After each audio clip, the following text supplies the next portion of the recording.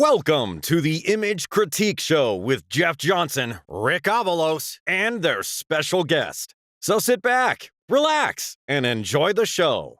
Welcome, everyone. Nice to see so many smiling faces. That means you turned in some wonderful images and you're expecting to get some good feedback today, and I'm glad to see that. So thanks for tuning in.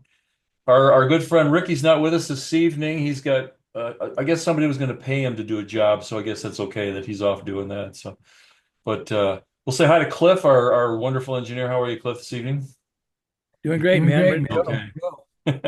I am ready to go. Very cool. And we have not one, but two phenomenal photographers with us tonight to help be our guests. Joe Campanellie. Joe's down in Florida right in the middle of the hurricane. Joe, how are you doing? Good. Thanks for joining us. And then Dwight Okumoto from Hawaii. So we have all parts of the country spoken from. How are you tonight, Dwight? Thanks for Fine. Thank you. Thank you. So we're really, really grateful you guys are here, and we'll rely on your feedback. I see several new faces and names on our list of people in the room. So just real quickly, what we're doing here is we're providing an opportunity for you to submit images and to get some good information back from both Dwight and Joe and myself, our PPA jurors, and have done it for many years. I think Joe and I are retired from that, but but nevertheless, we've been around for a while, so I think we know what we're talking about. So hopefully we'll help. So the idea here is just to deliver some good information about your images. We're going to talk, nicely about them. We'll point out a few things that maybe could be done a little differently. So none of it is to be mean or anything like that. We do have the chat box open. Cliff's going to monitor that. So if you have a question as we're going along, please type it in the chat box, and when it's appropriate, Cliff will jump in and let us know. We'll chat about it. So tonight is kind of more about people have gotten images ready for our Colorado State competition, which is coming up here in a couple of weeks, 3 weeks actually. So they've got more prepared images and looking for feedback on that. The cool thing is that so you'll be able to take this information, rework it a little bit if you need, and then next Thursday, our not usual week apart, we have another show where you can bring images back in and have some more questions on it. So we have another great judge coming in that night to help us out, and Dave Huntsman will be another dear friend of the group. He's going to come in and join us. So you got a lot of great opportunities to prepare for the October 20th. A couple announcements I want to make here before we get rolling, and we'll jump right into it. So we did kind of we're starting our time a little bit differently now. 5:45 or quarter to the hour is when we're going to tune in. So feel free to jump in at that time in the future and just chat. We'll have some conversation and some questions and so on like that. And then we're going to get right into it like we're doing now. And then we want to get right into the judging so we don't go all too long. So as I mentioned, our next show is going to be October 3rd. It's only next week instead of that usual month in between. I mentioned the doors will open at quarter to the hour, so please join in and bring some good stories, questions, jokes, whatever you have. We're happy to hear it. As I mentioned, our Colorado competition is October 20th, and it's going to be at the city center of where's it? Lone Tree, is that where it is?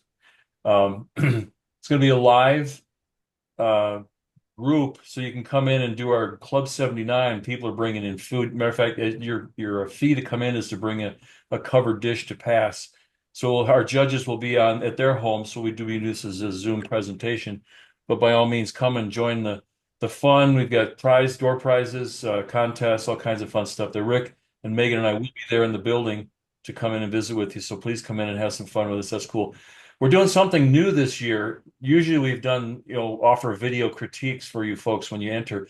This year we're going to do something different. So the competition is on October 20th, all day at the city center there in Centennial. And I think I said Lone Tree for Centennial.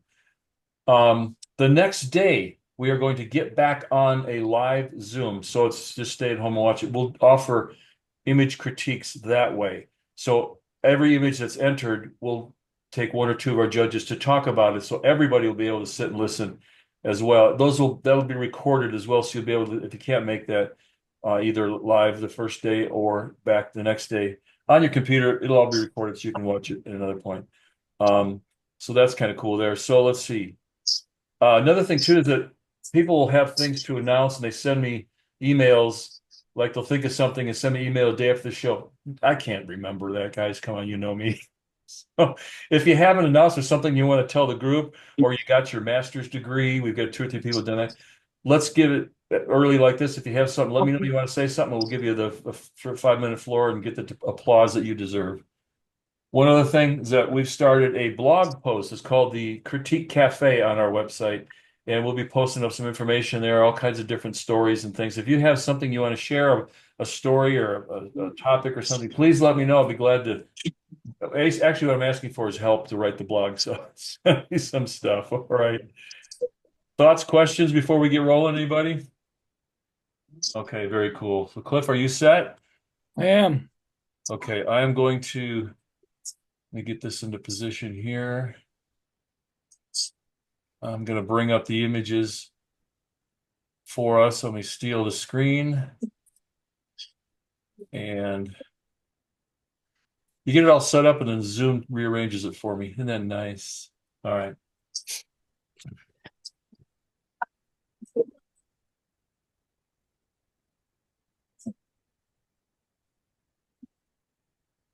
Okay.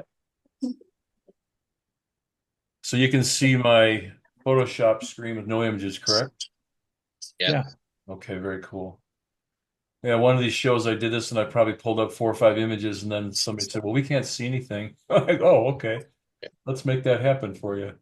Judges, I did mention this real quick. In the Zoom window, there's a toolbar that has annotate. And if you click on that, it brings up another little palette there and there'll be a pen, they call it draw.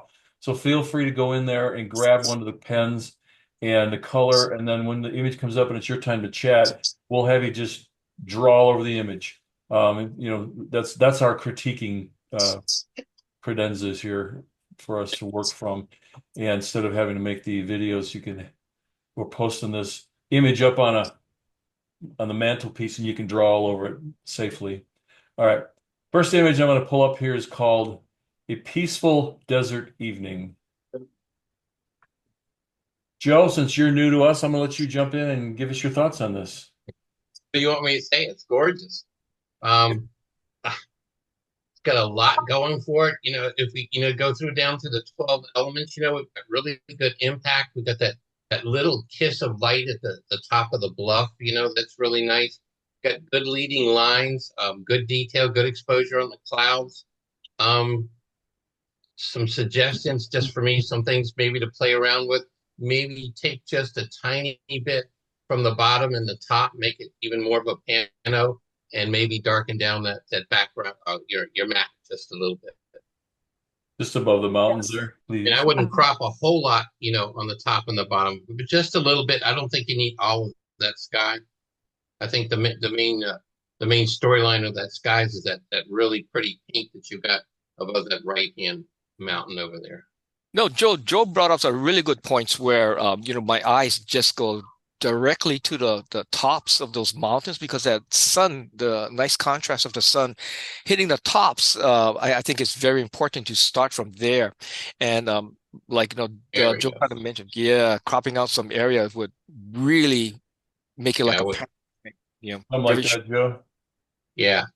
Because that cloud in the upper right at the very top, that's kind of a distraction. I like the muted cloud above the mountain range there, but the one in the top, I think, we don't need that. Yeah, it's just my opinion. No, that's what we're paying you for. We get impressed with stuff like that. We don't see stuff like that in Florida.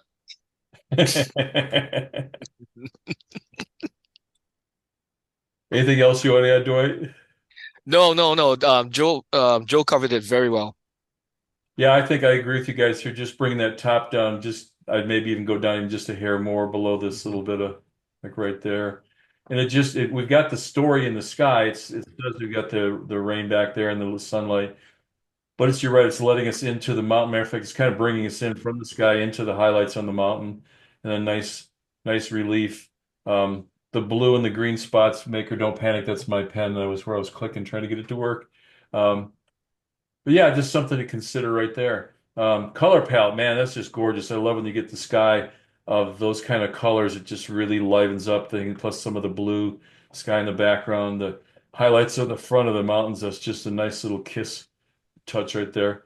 I do kind of think, yeah. Go ahead, Real, Joe. oh, real good mix of warm and cool colors, and it really works well. Exactly. And I think too that having the just go back here to full scene. The foreground is interesting, but I think maybe just bringing it up lets us concentrate. It still gives us that nice texture, it gives us that lead in to the scene, but it gives us really concentrates on the mountain and the sun coming in there. Beyond Chaos.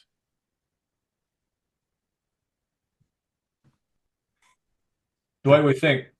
Wow, this is nice. What really hit me is this black and white presentation really forces me to look at the sharpness of the items, I mean, of the trees and the blurriness in the foreground.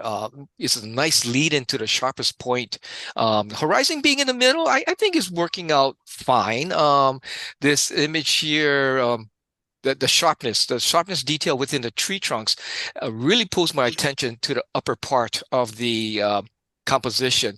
Very interesting. Maybe I'm just thinking about it, cropping out some of the bottom, not necessarily a lot, but I'm thinking, maybe that might help. Let's see. I think everything is working out well, but the good choice of black and white forces me to look at the design between the highlights and low. There's something like that I thought might have been might help. That's just my thought. Joe, what do you add to that? Yeah, Dwight pretty much covered it. I mean, you've got such great detail in here. My first reaction was, oh, the right-hand side of it's too bright, but I think it gives a really good balance to the left-hand side, which is dark. So it leads your eye into it, gives you a place to light, because we've got all these vertical trees that are all kind of similar, but with that really nice light area over there on the right-hand side, your eye just goes right into that.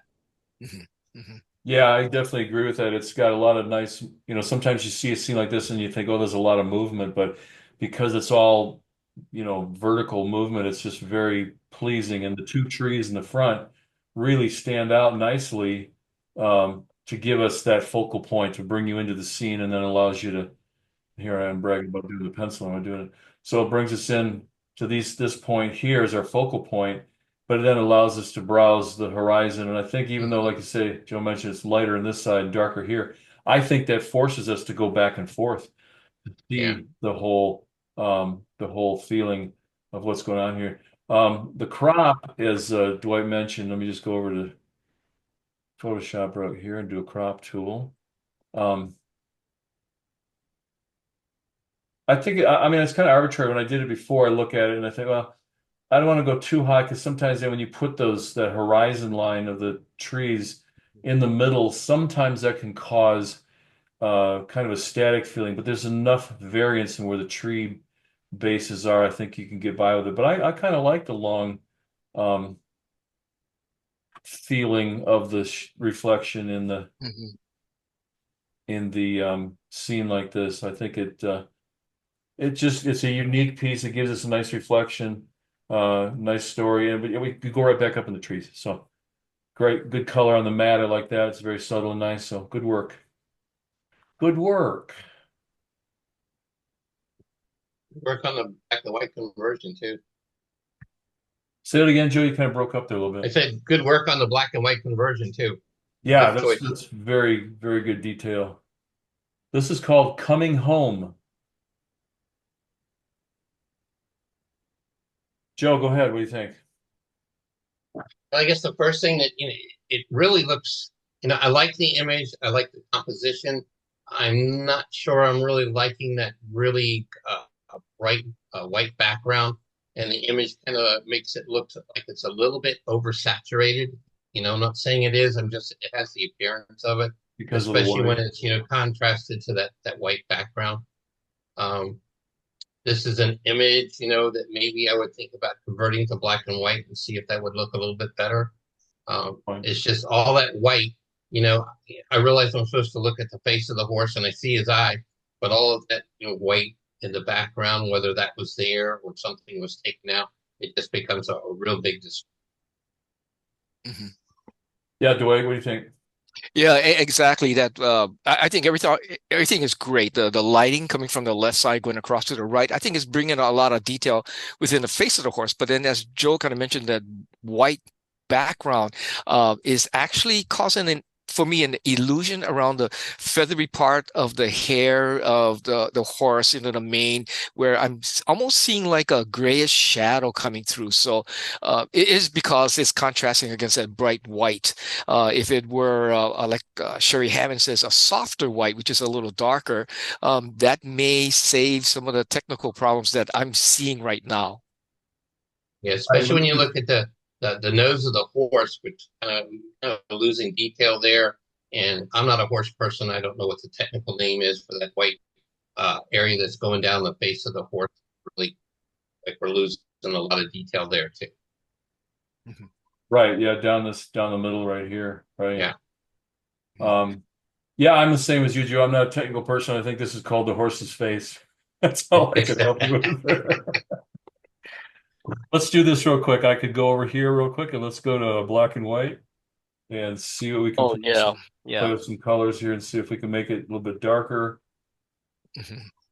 Yeah, you're picking up a little bit more texture in the horse. Mm-hmm. I think the conversion to black and white is a good suggestion because it hides a lot of some of the technical problems that were found in color.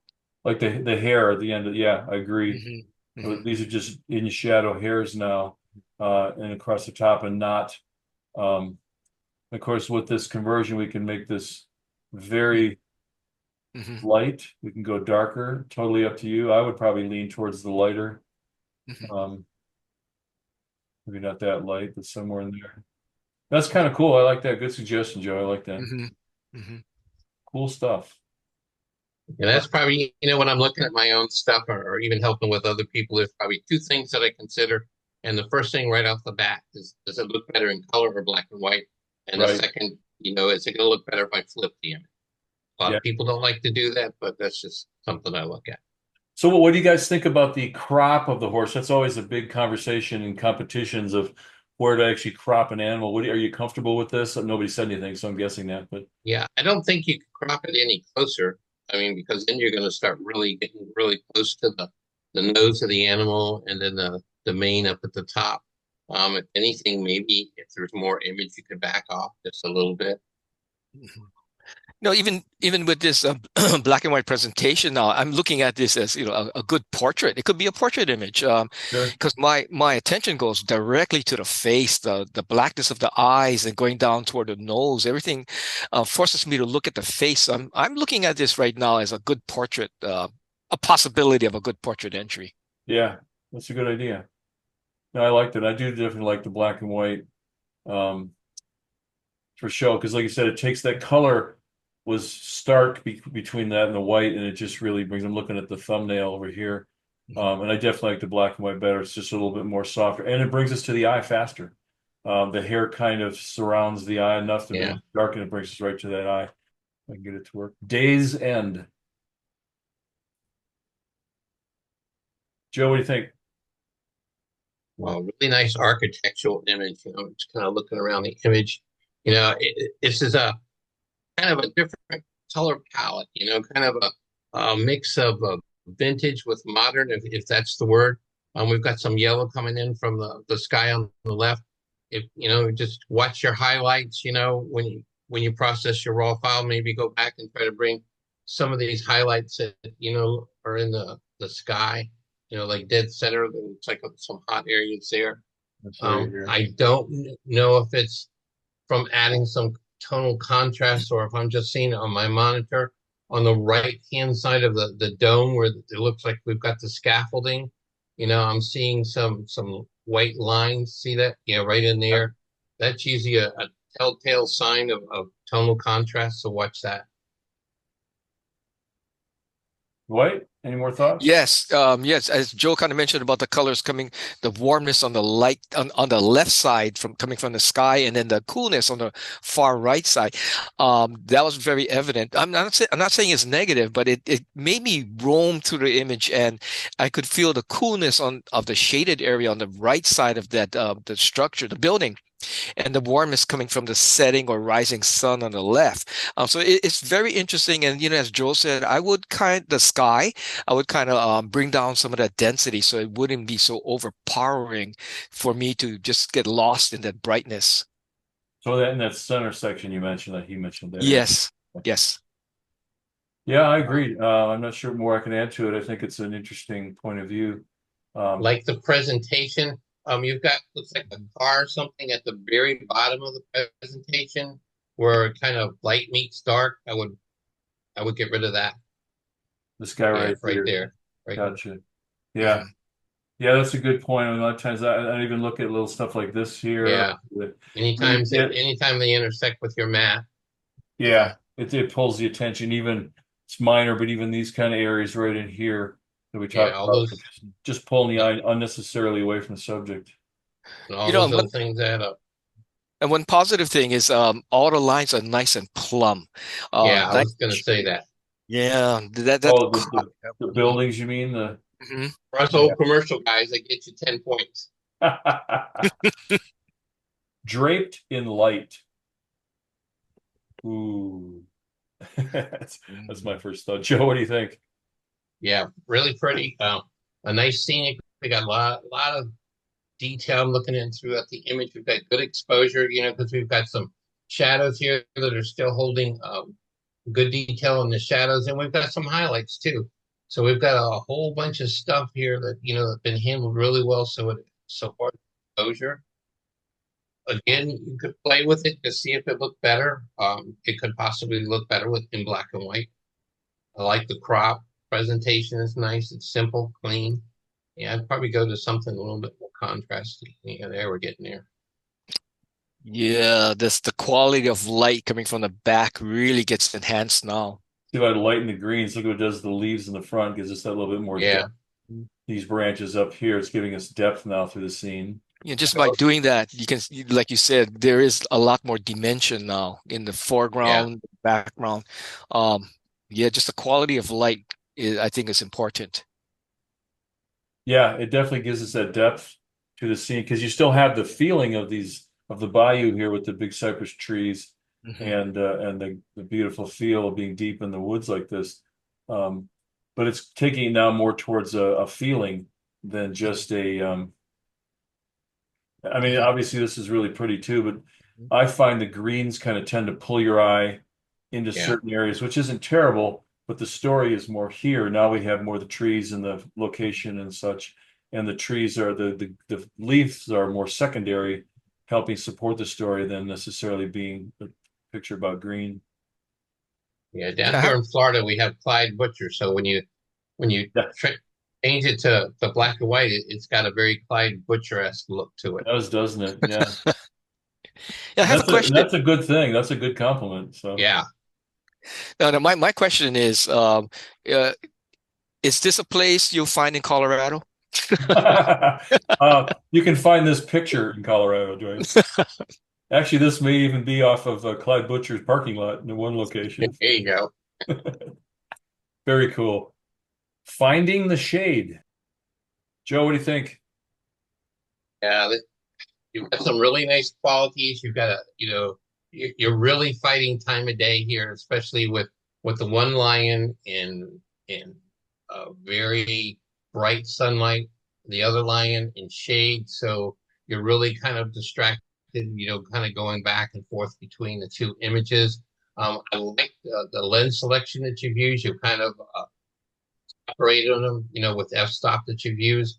But then, when you look at the front of it, because that light's hitting it, that really hot area in the front is really a big distraction. All this right here. Yeah, somehow you're going to have to go in and kind of, balance these two lions a little bit so they're like, you're not going to get the same quality of light as the lion on the right-hand side, but you have to lighten this guy up a little bit so he's kind of at least close into that scene because he's in shade, so he's also shifting a little bit to the blue where the one on the other side is yellow. And yellow is the predominant color in this. I think the title kind of saved it for me because when I look at this image here, I'm looking at the lion on the right side, and I'm looking at the nice lighting, the contrast, and then the line on the left side is like, wow, we lost a lot of contrast. But then when the title said the shade, I said, okay, so that explains a lot. But I think it's going to be a really big challenge.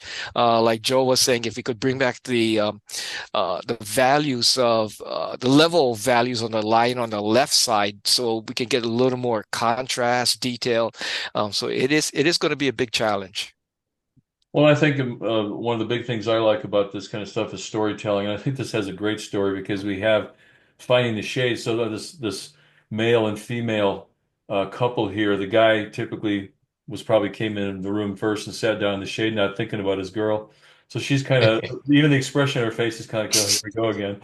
So I mean, I think those are all great things to add to the image. But yeah, I agree that if it is tough because you do have a drastic bit of sun, and if the guy was lit up a little bit more, I think that would definitely be this guy here was definitely be a little bit lighter.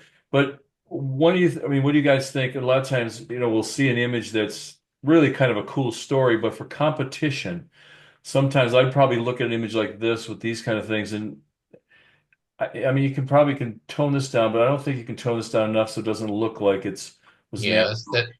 Would you that's almost gonna kind of not enter it? Yeah, that's going to be Yeah. hard to tone that down because what's going to happen is, well, burn that down too much and you're going to get all kinds of color shifts. Yeah, it's going to come down to technical problems, unless they're able to replace the foreground, if they're Right. ambitious enough. Right. Well, I think too, it's the kind of thing that I always look at is that this, I mean, if I was going to send this into a nature magazine as it is, absolutely, they'd love it. But when you get to competitions, those are things that judges look for sometimes, is that just wrong time of the day kind of a thing for competition. Again, beautiful picture, lovely story. But just, sometimes because And it's hard too, because yeah, sometimes Mother Nature just doesn't give you the perfect conditions I and you're know, there I know. and you have to photograph. I've been on panels, and let's look at the lion on the right side. And if you have a portrait judge on the panel, they might say, "Oh, that eye on that one eye is kind of lost." We're here, That's yeah. the one. So I've heard that happen before. They said, "I wish the lion would have turned the head more to the lion's left, and we could see that eye." And it's like, well, why don't you just move your camera or something Well, that's instead? why you should always have squeak toys in your pocket so you can scratch See, look at you. see, Dwight, portrait photographers on nature panels, I'm not saying anything.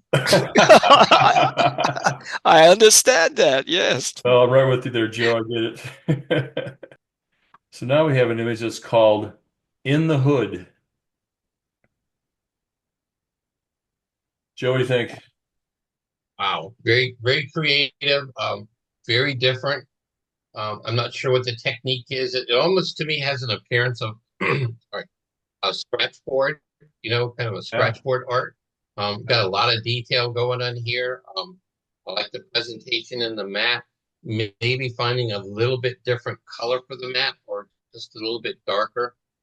Some areas. I mean, what was the title again? In the Hood. Yeah, you need to bring out that kind of a title that if you stick with that title or the confusion or all the stuff that's going on in here because there's so much going on in the hood. The only thing that bothers me a little bit, I like the building and everything that's going on the left-hand side. That building in the background just really just seems to kind of jump out and pop up, because it's so bright. The one in the back that looks like it has pillars. This one here. Yeah, Yeah, tone that's that true. down a little bit. I just see what you're saying there. Yeah. Dwight, what can you add to this? Yeah, was Joe was talking about that building on the top right side, a little brighter. That made me want to look more to the top left side. So I'm not sure, if there's much more image on the upper margin. So that with that building on the top right being brighter, I wanted to see more what's going on the left side. But then, if the building on the bottom, no, the mid left side is the main point. Joe had a good point that, concentrate on that area. This technique is really, really nice. It has a really nice etched kind of appearance, and it it makes me want to look more. So that's why I was looking for more image in certain places. So it's good. It's making my eyes roam throughout the composition. Yeah, that's interesting. I agree with you on that. Because I think a lot of times we hear judges looking to land their eyes somewhere, but I believe there's a lot of times you can have an image that doesn't necessarily have a specific focal point, but more of the whole image is the focal point, which allows you to roam and feel the different image and Right. the textures and the lines and all. I mean, if you stop and look at in some of these windows down here, and it's just, yeah, lots of cool little stuff going on. Be nice to have if there was one person right there. That'd be Dwight's. Yeah, I think Your the subject technique was is the technique is very good to the overall presentation, and so it forces me to not forces it makes me want to look more. So I think it's working out well. intense. Oh, this is really nice, and I think the selection of a black and white is it gets a lot of impact where I just fall hard on the eye as we look at the image, the eye on the left side, the brightest side of his face, and the clutched hand in front, those fingers, I think is working out well. At one point, I thought I would have liked to have seen it more centered instead of more. It looks like it's a little weight heavy on the left side, but it's working out well. I think that crop tight. And the detail within the skin is really nice, the skin pores. So I think this is a good start. But I think there's more that can be done to the image. If this were more cropped in or more of a vertical presentation, but I think this is a good start. I kind of call this an image still in process, because it's close. Okay. Joe, what do you want to add? Yeah, it's got a lot going for it. Great detail. Like Dwight said, the lighting is really nice, from the left, but we still got, nice shadow. Uh, Great detail on the skin. The only thing that I would probably address that I can hear some judge saying, on his wrist, he's got something that those specular highlights down there. I would probably try to tone those down a little bit because, somebody's going to say, well, that's a distraction. Even if unless it's part of the story, which I don't. Yeah. Right. I don't think it is. I don't know. I may be wrong. But I was thinking about that also too. Take away distractions because the power is within the hands, the clutched hands, and the eyes, and I don't need anything to be distracting my concentration. Well, the eyes are very powerful and it pulls you in. It lets you look around you Yeah. back to them. I think the thing you mentioned about the maybe unbalanced, this shoulder line goes down more than this one. I think he's centered just fine. And I'm not sure what you can do about it, but I feel that's probably what's happening is this shoulder's a little higher than camera left shoulder. That gives us that feeling of being off center a little bit. It might be a tab. It doesn't bother me. I think it's strong because we keep going back to the eyes. Yep, I agree with the bracelet. But other than that, very powerful, very strong story. Again, pulls you in, doesn't let go. That's what we're looking for. So, well, Yeah, great no, black that's and a white too. good point about the shoulders, because I'm in Hawaii and we're on the side of the earth, so we lean a little to the left. So that's what I'm seeing. So you're already leaning that way as well. I'm leaning. Okay. Well, I Good think image. the black and white quality is just outstanding. I mean, it's got a great tonal range, not just the contrast of black and white, but the tonal range throughout. I mean, if you look at the tones from the side of his temple over to the front of the shadow here, beautiful range of tones, and not just going from white to mid-tone. Tones through in the shadows here and in the hands, just very well done. Very well done. You might look at that spot. It looks like under the right hand, up the right eye, camera right, the little white spot. Maybe blend that in a little bit better. This Yeah, little highlight right. right here. Yeah, right in there. Yeah, good point. I do see it. Mm-hmm. Yeah, it's Yeah, one of but those things. Once you see it, you see it more. I know which judge would catch that real quick. There are a couple of portrait guys that would say, "Oh, there's a spot under his eye," and that's a good catch. Yeah. Yeah.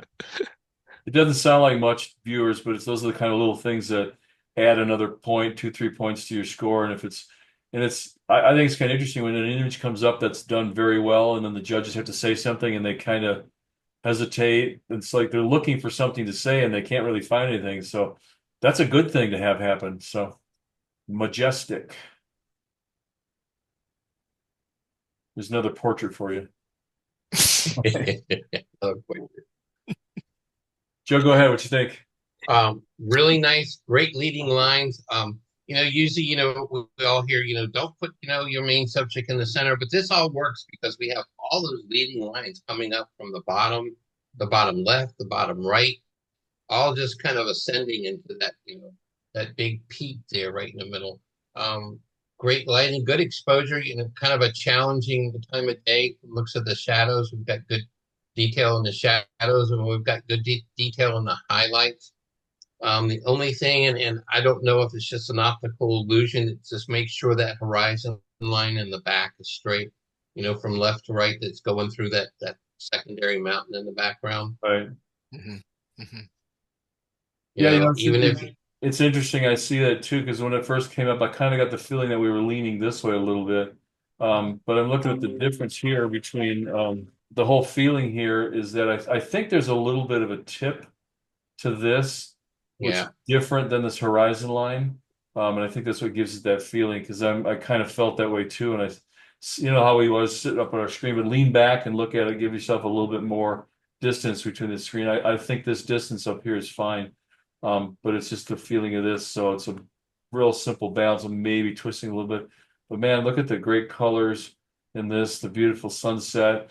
I like the contrast between the mountain and the shadow back here, the nice blue and gold orange kind of feeling. It's a nice color change. Something else I would probably play with, sometimes we wind up using black because we can't find a color that really works.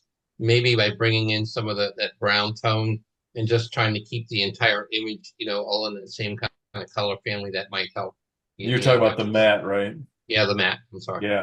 Yeah, maybe in a darker brown, like in the shadows in here. Yeah. It would be just a little bit more subtle. Because that's something happens quite often in the matte is we try and do something that looks good and it's a good presentation, but sometimes we get the matte being too obvious. This isn't doesn't have to be a loud, bright color or a big pinch. Right. But it's just that much color contrast between most of the reds that we see in here and then this black makes it stark looking. Mhm. Dwight, what do you want to add to that? No, both of you talked about the horizon. Seems like it's a little off balance. Like you say, if you take the farthest distance, the horizon line on those distant mountains, it comes out pretty plumb. But when I looked at it, within the mountain range, the orange horizon area, I did get that feeling that it was leaning a little to the right side, because I was looking at that. A little lower, the orange right there, that one, a little lower, about next one down lower. Oh, here. Yeah, that one. You see, I was looking at yeah. that, and that gave me a feeling that looks like it was leaning a little. But Yeah, I see what you're saying. that's the illusion that I was getting.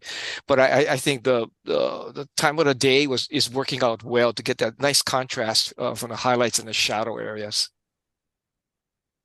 Mother's Garden.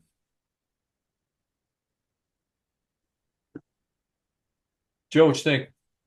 Yeah, nice detail in the center. Got good focus. A lot of times we'll see flowers, and it really has or we lose impact because we've lost focus. A good focus point in the center of that flower. Good detail. Good edge light. If anything, I would probably go back and I'm assuming that you put this vignette on later. I don't know if the vignette helps it, or if you want to use the vignette, I would probably back off a little bit so we're not, not so much at the top, but the bottom is really kind of. Yeah, it's kind of a white vignette, isn't it? Yeah, it's getting a little bit mushed up in there, but really.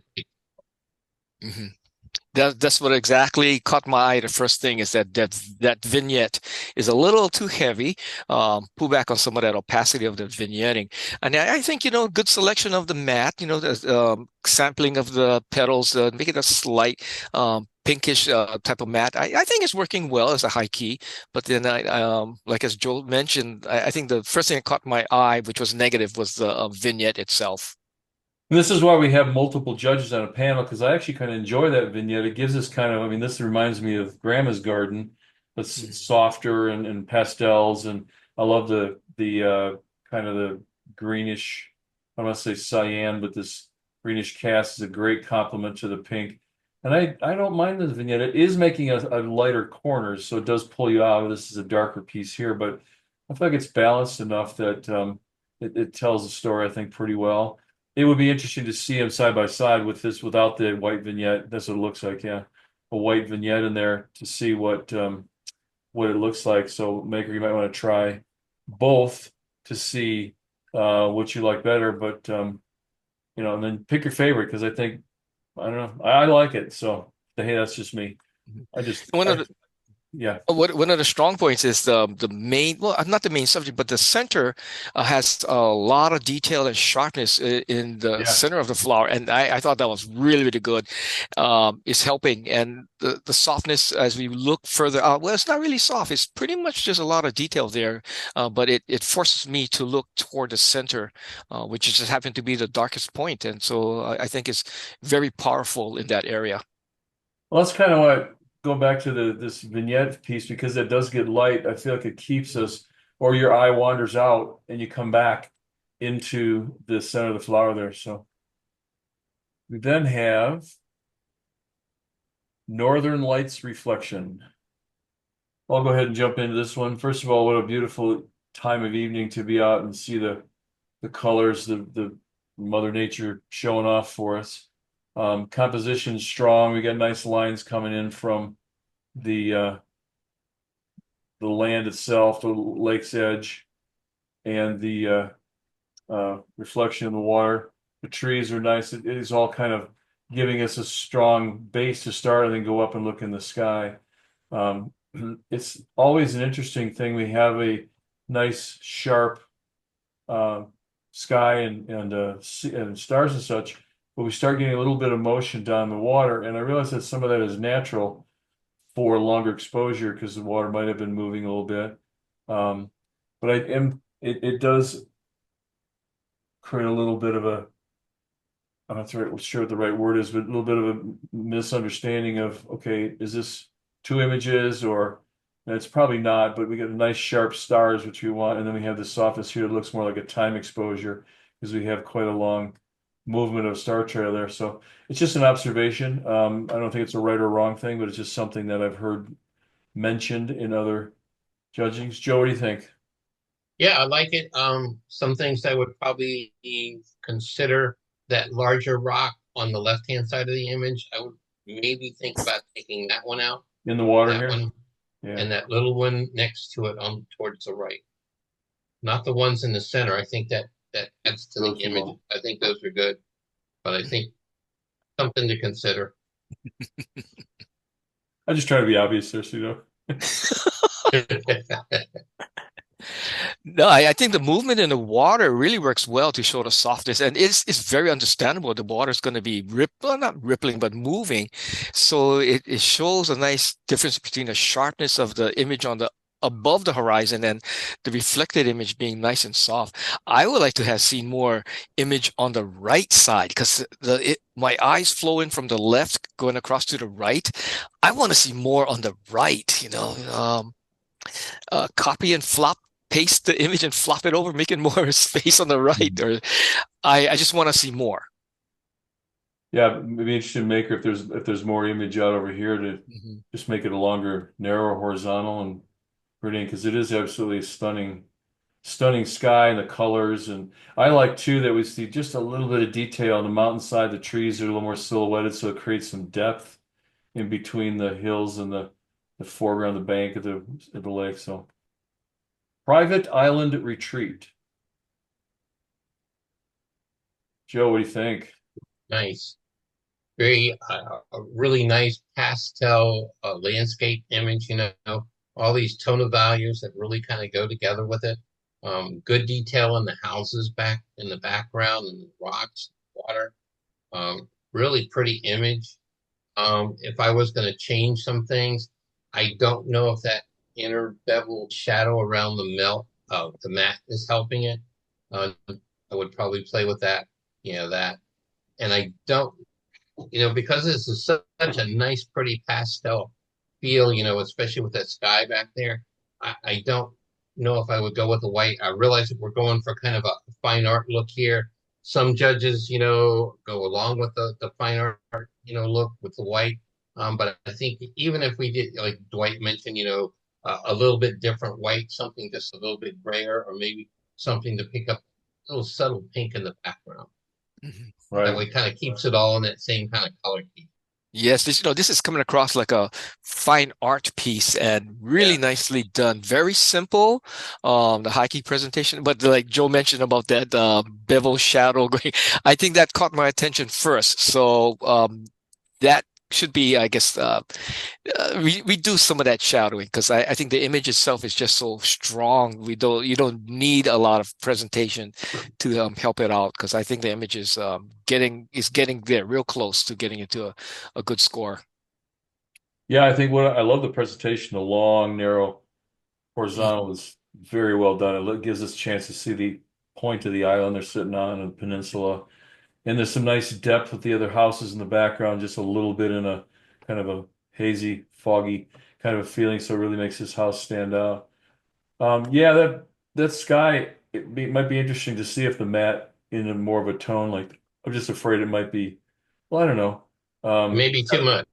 Yeah, but if we go that tone down here, I was gonna say it's too much of a contrast there, but we've already got a white or an off-white against that blue. So this is a tough one because I don't think I'd do the water or any of the darker tones for the matte because that would be too much. Um, And interesting. these are the kind of images. It's really hard to find a matte color because you've got so many different tonal values here. Exactly. And it's one of these things that no matter what you do, some judge is going to say, you should try something else. It's Yeah, exactly. just like we're Have doing we right now. have we heard that before? I think so. I think we've all heard that one plenty of times. No matter what you do, somebody's got to, I would try this. Okay. But yeah, this is just, I mean, can you imagine the homeowner having this print in their house of a, Yeah. 60-inch print? That would be just stunning. This one is called Reaching into the Deep. Joe, what's your thoughts? Interesting Well, concept. we've got good detail and some good light on the roots or whatever that is of the trees on the right hand side. Are kind of losing it on the left hand side. We're kind of losing that nice specular. I'm thinking that this is an image maybe that you could put into something like Nick or something and bring just a touch of tonal contrast in there to try to bring out the texture in that Mhm. root area on the left hand side. So just so it pops a little bit more. Mhm. And again, I would also play with this one in black and white because you've got such great texture in the image. Mhm. What was this pulling my attention away? I mean, the main subject, I can see the main subject, but what's pulling my attention away every so often is I'm looking at the background, the distance where the green, yes, Yeah, the greens. the greens are Back getting up. a little distracting for me. So, as Joe Yeah. said, a black and white is a possibility, just to Well, keep let's my just attention see. on the roots. Right. Let's just pull that up and see what we can come up with here. Black and white. Yeah. So yeah, so that back corner, upper right-hand corner, like you mentioned, is just now, so we can control that and give us a little bit of depth, but the tree really stands out nicely Yeah, a now. little more. Oh, there we go. A little more pop, a little more contrast in there. Maybe even more if there's more things going on as we look up in the upper margin, it might help with the composition. So those roots might be a good leading line in. I'm not sure, what's above the water, above the top So on the margins. upper left, you're talking. Yes, yes, more things to help me direct my eyes to the composition. Yeah, I mean, you get some of these. This is a great fine art piece. Again, kind of a thing I think would probably sell well in a store or, somebody's home and get cards or calendar, all that kind of thing. But sometimes you get into competition and it just a couple little things like that will keep it from scoring well. Yet it's a beautiful piece. I mean, I love the contrast. I do like the black and white myself. We do have kind of a focal point down here. Go back to my little marker here. Because of the brightness and that actually little point conjunction there, line with the water, and probably would even tone this portion down a little bit more Mhm, to do this and maybe bring up a little bit of detail in the mhm, shadow there. But um, And I think it could also, if it was even maybe, and you could easily just change the shape of it in cropping. If it was maybe a little longer and narrower horizontally, it might have a little bit more movement feeling from left to right as you come in, maybe at the water line or come down from these roots. Just some thoughts, but black and white seems to be kind of cool there, gang. So let's go back here real quick and The photographer did, I don't know if you see it, but you had your marker over the bottom, oh, 1/3 bottom down left side, that little ripple of like a little pebble in the water. I see some wave oh action yeah. going around. You see that? And then I said, oh boy, if you could get that a little more visual, that might be added into the part of the composition. Because I remember when I had weddings, like the bride and groom are standing in front of a water feature, I would throw a rock into Yeah. the water to cause a ripple. And I just kind of see that in this image here. That might help in the composition. I don't know. No, I think I like it because you can still see the reflection just fine, but that ripple just kind of gives it another element. I made that mistake at a workshop one time. People were standing around and we'd shot the sunrise. I threw a rock in the water. Oh, can you do that again? An hour and a half later, I was throwing with both arms because my shoulders are getting tired. And I said, let's just go get some breakfast, okay, please? We now have rolling in the foam. Oh no, that's cool. Whoops, I hit the scroll wheel there by mistake. Hold on. Joe, what do you think of this one here? Yeah, cool image. You've got some uh, really good light, on that one on the front, so your eye goes right to that. The rest of them just are kind of supporting cast to the image. Done a really nice job with the moving water. I'm looking in the back, we're not getting, totally blown out, so we've got good detail in the water. If anything, I'm looking at the top and maybe a little bit color tweak to bring a little bit more warmth into the image, like, like this one seal down here in the bottom, just so that it would bounce color out a little bit more. Mhm. So you're liking this color tone in here? Yeah, I like the color tone in here. What do you think? Something you want to Yeah, add? no, Joe kind of hit on the nose about I guess like on the top margin area, the make the waves are a little on the cooler side, and I'm just thinking, oh, that could be a little ultraviolet UV in that area there. Like Joe said, it maybe warm it up a little, and I can see that being much more helpful in the image. This is a fun image to be thinking about. It Yeah. might be good in reportage. I'm not sure. Yeah, that's kind of what I'm thinking. I mean, the story here is just very cool. If you've ever had a chance to be this close and photograph these kind of animals, it's just really amazing to be part of the little story there. So this is, I mean, the sharpness throughout, even all the way through the whole image is just really outstanding. And the colors of the animals, and I kind of thinking that I don't mind. I see the blue tint back here you mentioned. I guess I don't mind that so much, but yeah, if that was gone, it might be seem a little cleaner back there. But wow, what a beautiful depth. And we got, even though they're laying in a group, we got individuality here. Even this guy's kind of doing a little belly flop right there. And this guy's laying back. He's taking a nap while the rest of them are waking up. I mean, it's just a Yeah. great story here. Great. And they're together, but there's separation. Really Good depth of outstanding. good depth of field to the image. Yeah, absolutely. Mhm. Yeah, the only other thing I would say that could be a little different, I always add one image. If it said Jeff Johnson right down here in the corner, it would be perfect. Then I'd be all for it. What's really good about this image is the timing, because Yeah, all of these characters, I don't want to say guys, are pretty much looking in a direction where they're telling a story, and you can't pose this, or it's just a straight capture, so that's really good timing. absolutely. Yeah, and this actually, Nice. this could be in the reportage category. It could be, Mhm. we have in kind of an illustrative, which is just catch-all kind of a thing. So any of those would work. But yeah, I'm afraid now because it's going to do well in competition. All right, let's go to Shake It Off. Joe, what do you think? Yeah, we got some good things going on with this image. I like the pano that we picked here with this particular image. We've got good leading lines. If anything, we're going to have to bring the tonal value of this cat, leopard, whatever it is. We're going to have to bring that down a little bit. That's a little bit blown out. Yeah. Yeah, especially in there. We need to get some more tone in there because there's some nice detail in there. It's just where the sun has hit it. And I think you're really fighting with this presentation mat with the color. I'm going to have to find another color for that. Mhm. Right. I mean, like as Joel said, the cat is the main subject, and what I see pulling my attention away, yes, that Yeah. little thingy there, and the brightness of the reflection on the far left margin, if that can be either cropped out, or possibly cropped out, or toned down or something, get some artwork. So then I would keep my attention upon the leopard or whatever. I don't know what this animal, the cat. So Yeah, I yeah, think, yeah. yeah, I think that would help. I think you could do a little more crop and still maintain Mhm. the pano.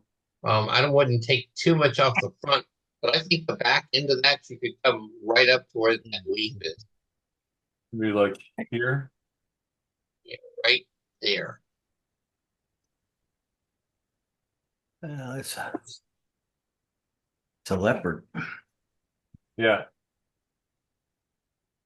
That's still gonna give you a nice, pano look at the image. Yeah, and I think, and I agree. The waters are, and this could be taken down. It's going to be a little tough.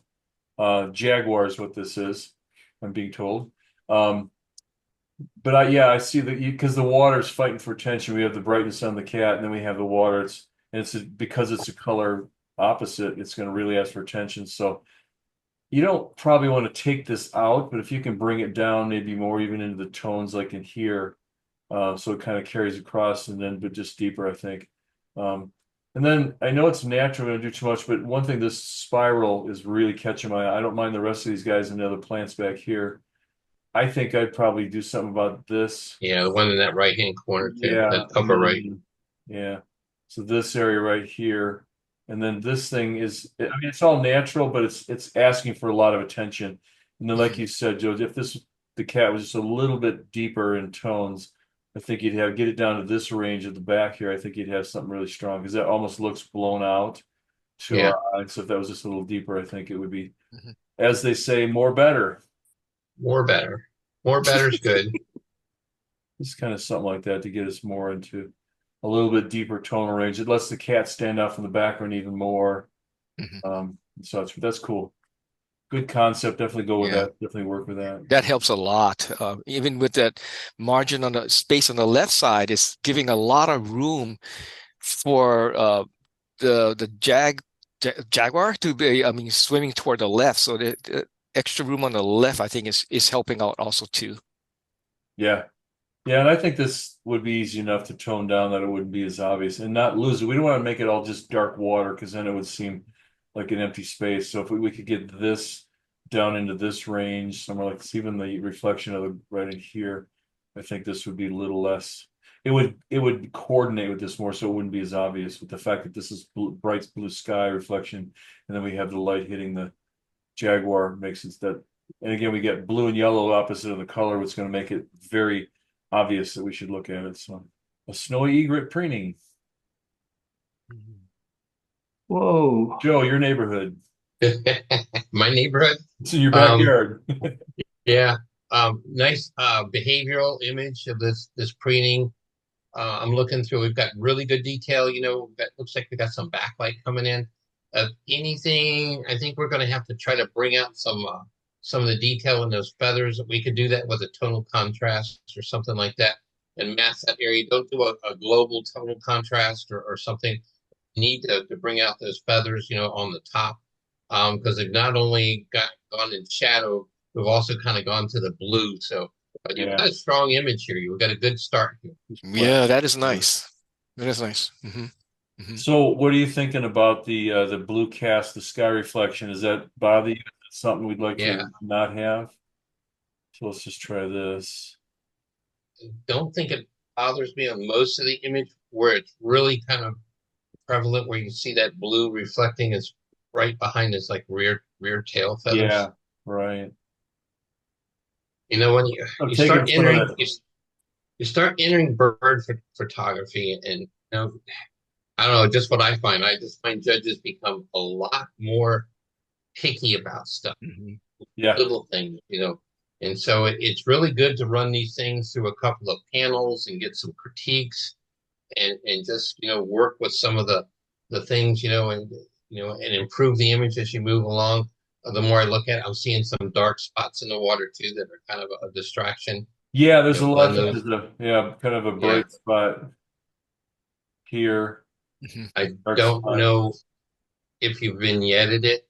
Maybe it's, natural the way the light fell. What's bothering me is, well, I shouldn't say bothering me, but it's pulling my attention away is this presentation. I'm not really sure if this bright Yeah. white is helping because the image is just so powerful. The white is pulling my attention away from looking at the main subject. Yeah, I have to agree with that. It is color coordinated, and that's easy to do because we're picking up the white from the bird, but it is pulling our eye out of there. Something that was in even black would work with just a key line, or a darker gray that would be, again, supportive, and not asking for attention. I mean, what a wonderful capture, though. We've stood there and looked at these birds and watched their behavior, and it's just crazy at how they work. They preen themselves. This is really good to get the wing up, but still see the face, because sometimes you lose the face. And so my compliments to the maker on the timing on this one. And just stand there like all by himself in his little bathroom, his little waiting room there to present himself to the public. Then they go off and jump in the water and catch a fish, and they got to do it all over again. So that's kind of cool. Yeah, I think that's some good advice there. I think we get a great possibility here of a really outstanding image with those few little things. Again, it's just our opinion of. Hey, Joel, do you think you need more space around the bird, or is Yeah, the that was the other thing I was going to say. I would go back and revisit your file. It does look really, really tight, especially top and bottom. Um, the left side and the right side, a little tight, not too bad, but really, really tight on the top and especially down by his feet. Step into the light. Yes, very challenging because using the light coming through the window. I'm seeing a lot of what's kind of interesting is a lot of that dust, that atmospheric haze going through is creating different levels of distance. Foreground, I'm trying to look a little more. I see different things going on because I'm looking at her back leg where the foot is coming down, and I just don't know if it's lost someplace, but I'd like to see a little more detail within the face so that it'll be a little nicer, not a silhouette, but a little more detail within the face. And I think everything else would kind of help complement the image. The black and white I thought was a good choice because probably there's a lot of color that would be distracting, but I think this is a good start. But I'd like to see more detail within the face, more contrast coming back. And Joe, what do you think? Yeah, I think, all the points that Dwight made up, I think a little bit different cropping at the top, or see that little bright spot at the top, kind of pulling my eye. Little, almost looks like a light, or where the light is struck Right here? right there. Well, I think it's a And light then, bulb. and then I'm not sure what's going on the right-hand side of the image. We've got these streaks here. I'm assuming that is light coming down through some holes in the ceiling. You may want to address that. Yeah, I do like the concept here. I love this, like you said, the kind of the dusty feel, the Western thought. She got her gloves on. It's a dirty job in the barn there. So the other kind of typifies that. I don't mind this light stream, the light breaking through, because it just kind of fills in with the concept there. This little thing that you're talking about here, Joe, that That one catches my eye. Mhm. I'm drawing all over the things I'm trying to get you to look at. Yeah, I'd probably lose the light bulb, probably get rid of this. And it's funny, even though we have the ropes as part of the scene, they're pulling my eye over here, and I know it's part of the story, but it's little things like that. Maybe I know it's hard to reposition them or pull her back. I know you're trying to get her in the light, but just stuff like that. So as it sits, they're asking for attention right along the edge of the image that I don't know if it's helping the story. And then another thing this would be something I would probably do. This looks like a power cord right up here. And I know we have to be careful how we remove things and what categories and competitions, but stuff like that just kind of, we get this great Western, almost timeless feel, and all of a sudden we have power cord and a light bulb, and there it kind of pulls away from the theme a little bit. Well, maybe not to be picky, but if there's a pose where you have this person with her hat on and looking in the same position, but then the hat is on, looking down, and then I don't know if that may help bring out more detail in the shadow side of her face, but it might have a little more animation within this pose. I may be asking for a little too much, but I was just thinking that maybe in the series of these photographs, the maker might have a image where the hat is on. Okay, then we have Sunrise Ride. Yeah, pretty image. I really like, you've done a really nice job here, working with this backlit sun. We've got the nice light around the horse, great light on both her hat, going down her face and the front of her. The horse is kind of in shadow, but I can kind of accept that. Some retouching that I would probably address. Those are probably cows or something in the background, all those little specks and everything, or bushes. I would probably just take those. You kind of have to look at, this competition. It's kind of a game. So you kind of have a look at it from the position of, what's in the image that the judges are going to get distracted. And those are the two things back there I'm looking at. I like the lightings. Joe hit it right on the nose. The quality of light coming across, as the silhouette is really creating a great dimension. Good choice of lens. Depth of field is very shallow, so my attention goes right to the subjects. What I would like to have seen more is I want to see more space around this image, a little more base, I just want to have more space so my eyes can roam a little more, because I'm feeling a little cramped right now because this is a very powerful image. Just that I want to see a little more there's more storytelling and room, because that sun, that natural light coming down is creating a lot of dimension within the image. So I don't want to be cramped in so tight. Yeah, I said that's kind of the first thing that hit me is the story here is very strong, but yeah, if it was just a little bit more, it would give us more of that feeling that she's way out in the field, away from the buildings and doing her thing. And lots of room to ride and such, but I do love the concept, the backlighting and such. Little things that I see. And that happens a lot in images when we have something, they're cattle, so they're apropos to the story, but they're so tiny that they look more like spots. And all it's doing is pulling your eye away from our subject and the beautiful lighting. A couple other things I see, it sounds like it's really, you're saying that, but yeah, these are the things that get you 1 more point, 2 more points. These little reflections right here on her saddle and the belt, just stuff like that. I maybe would have even toned down the stirrup itself. Just to take them down so they're not so obvious. But otherwise, the rest is the sunlight coming through. That's just beautiful. It's really a great story. The matte choice, again, we were talking about going with the black. It's not bad. I might have chosen a darker brown to just kind of keep it, and maybe it is. No, I think it's a black. But again, just different judges see different things. But if it's a little bit more in the color scheme, what do you guys think about the size of mats? Is there something that you think is better? I think it could use a little bit bigger mat. Okay. I think it's that kind of makes it, even feel a little bit more tight. Well, you're laughing. Were you going to go the other way with it, or? No. I was looking at the mat and I was just thinking, well, it's like ordering fries, McDonald's fries. Do you want the medium or the large? Give me the large. I need a little more space. No more. Use a medium mat on this one. There's a little bit more space on that. I agree. I like the large fries and the larger mat. That's too funny. That'll be one of those things this maker will definitely remember every time they're making a mat. They're going to go with the large fries.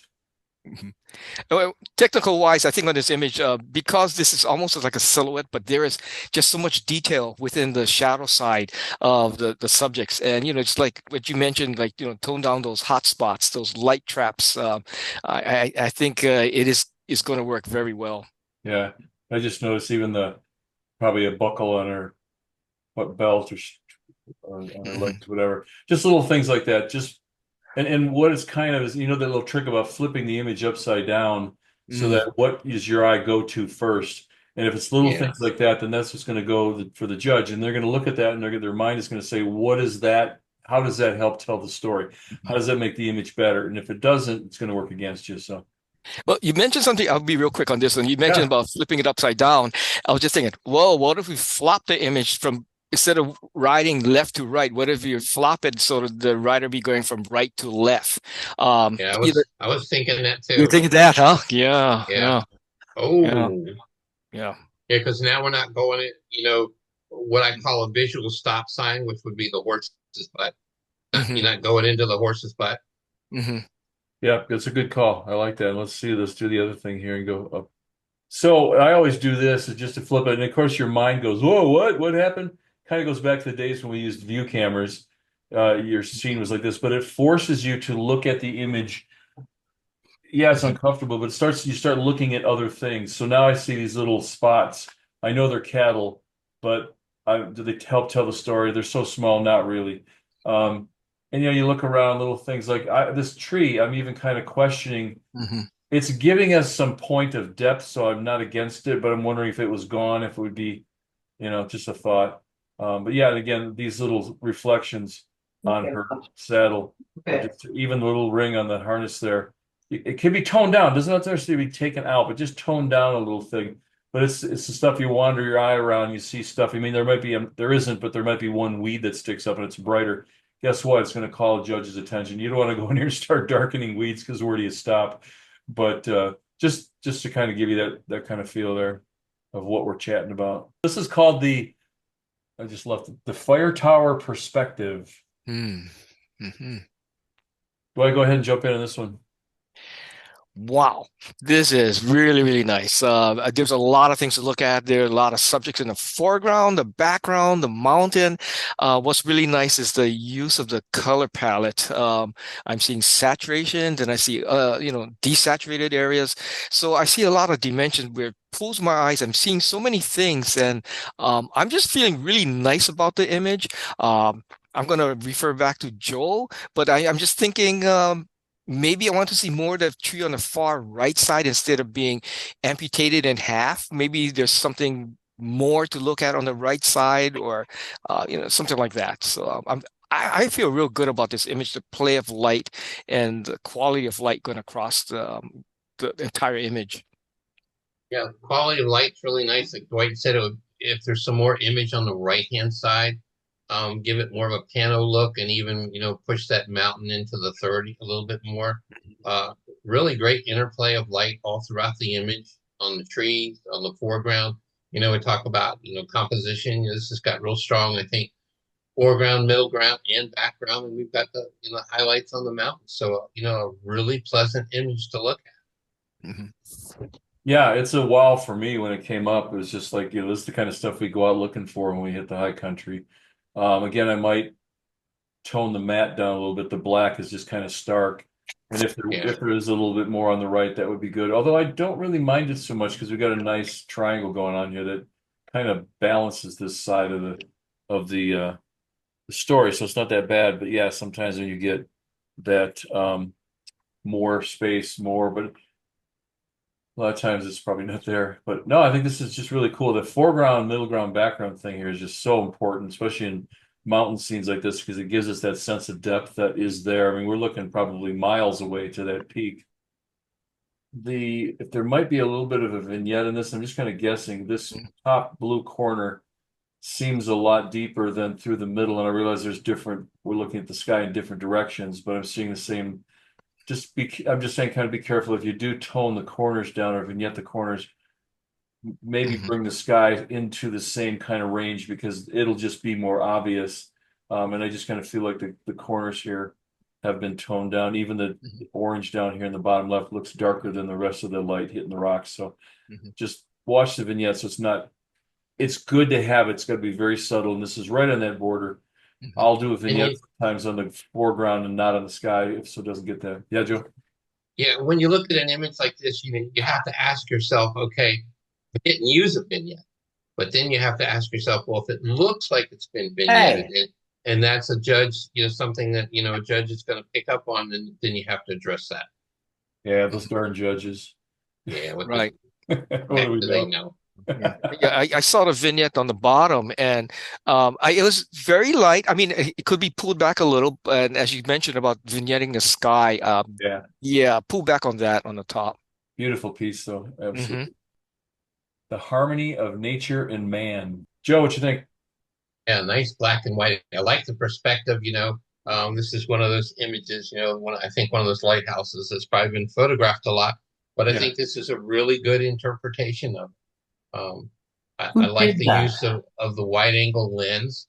So we've got all these really, really strong vertical lines leading up to the lighthouse up there. We've got good detail in the lighthouse. Um, I'm not sure about the moon.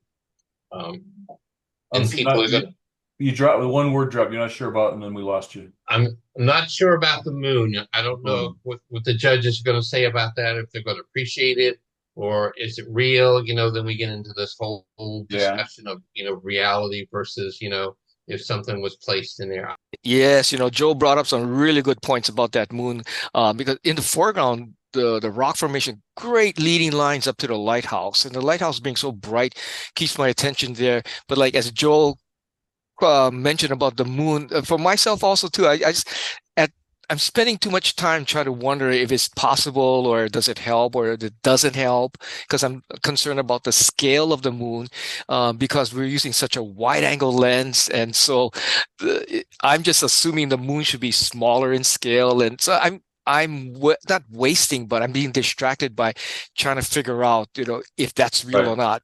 Without the moon, I think it's very powerful. Good thing Yeah, to I keep in agree. mind. Yeah, good thing to keep in mind, listeners, is we don't want to make the judges think too much. Yeah. Yep. That's true. Very true. What you're saying, what's Don't that, Joe? confuse us. Yeah, exactly. What you're saying here, Joe, is that we need to shoot the moon here now and get it out Yeah. there. Okay, I agree with all these things you're saying there. I think that's true. The moon is kind of like asking for attention. It maybe isn't necessary in this scene. We now have, well, this is good. Tiny bubbles. Tiny bubbles, Joe. What do you think? Yeah. Really cool perspective of this hot air balloon. Really good saturation and colors. Um, I just noticed now the tiny buckets now. I was going to say, well, we need to take those specks out under them, but you know that ties right in. The only thing that bothers me is that matte color. I think that's really pulling my eye. I don't know. Maybe I would even go with a blue or something around it. But the red or whatever the coral color is just really, really saturated. Dwight? Yes, no, Joe said everything.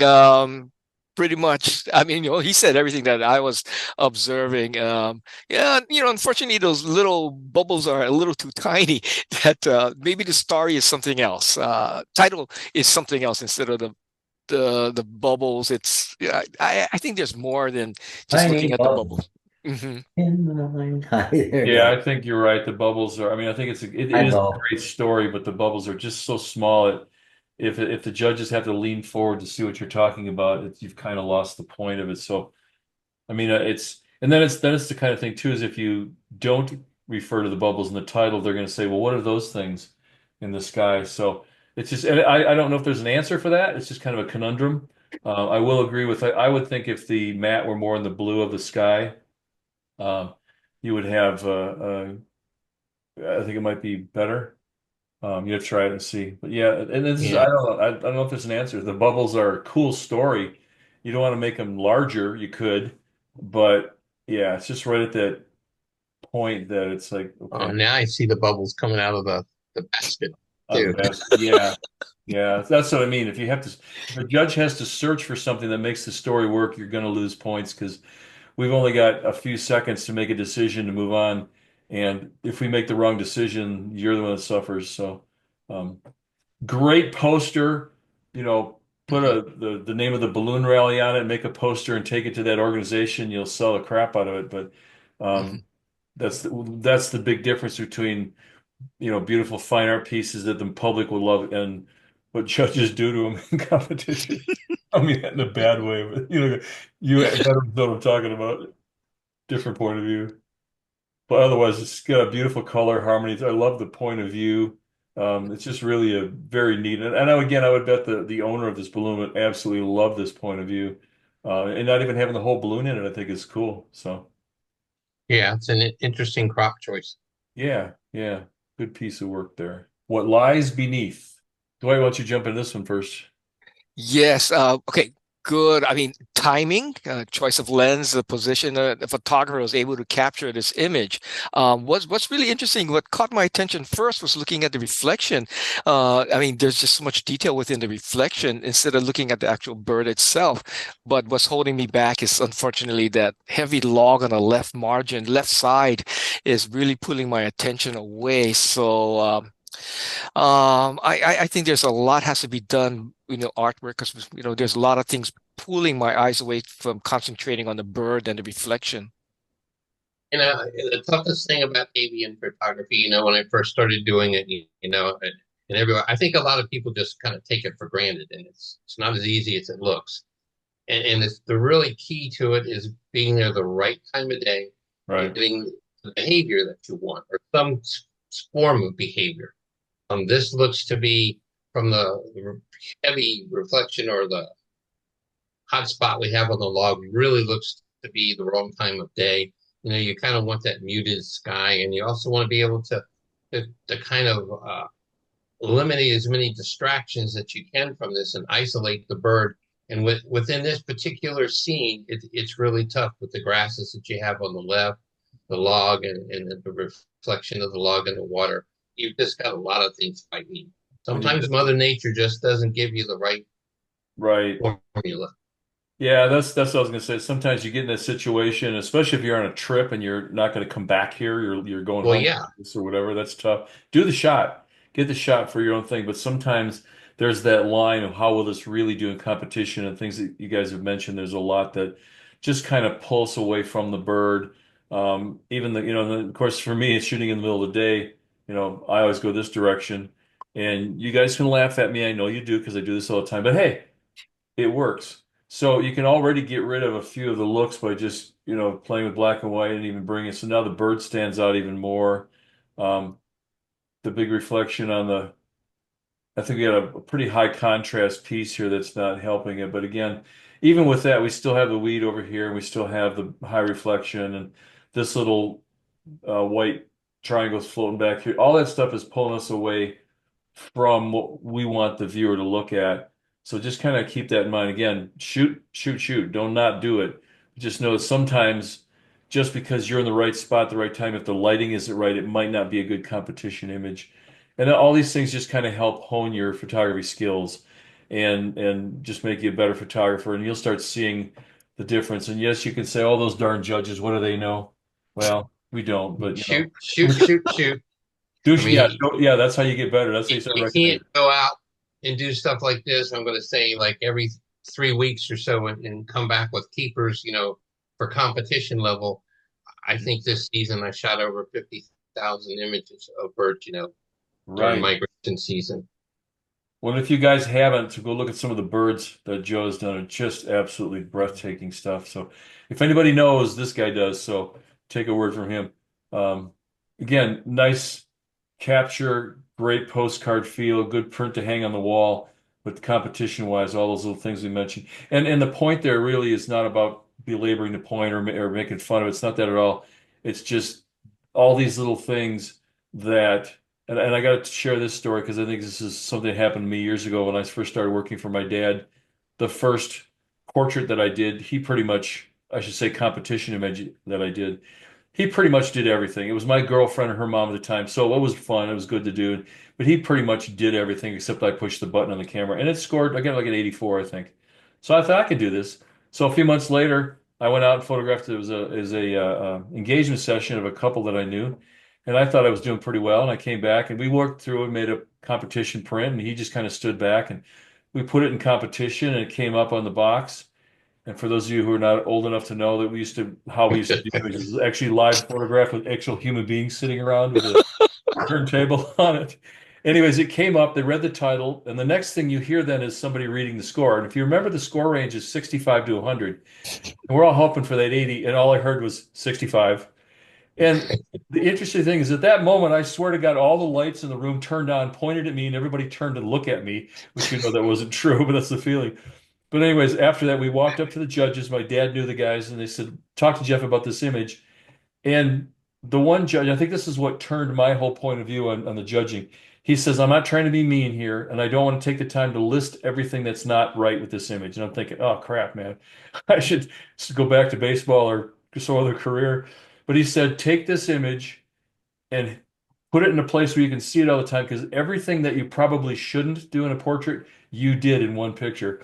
So that was the cheer. That was my pat on the back, was that I did everything wrong in one picture. But I stood there by the darkroom door, and I swear to God, guys, for the next how many years, I'd walk by that thing and I go, oh yeah. So the next time I was out shooting, there's that wire running through the head. There's this, there's that. And that helped me more than anything else.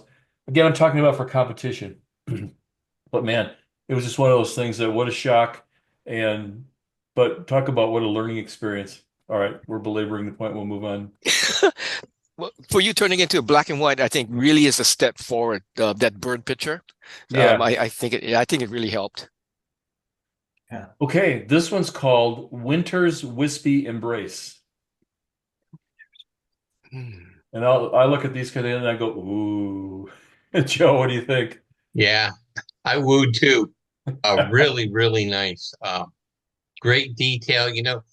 We talk about judges, okay, there's nothing for my eye to land on in this particular image. But I think in this particular image, a whole image is that's Yeah. what it's the Absolutely. scene. We've got this wispy fog and then the darker trees. That could be snow. I don't know. I don't see snow anymore. But really nice detail. If anything, I think that the matte maybe making the image look a little bit duller. Maybe something just a little bit brighter, just a little bit more contrast to the image. But overall, really nice image. Yes, I think all that wispy, or I guess would that be snow? I mean, it's Yeah. creating a lot of dimension Yeah. between the foreground, the midground, and the trees way in the back. So I think it's working out really well because I see movement within that mist.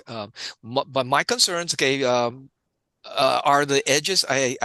There's a lot of warmness within the black and white.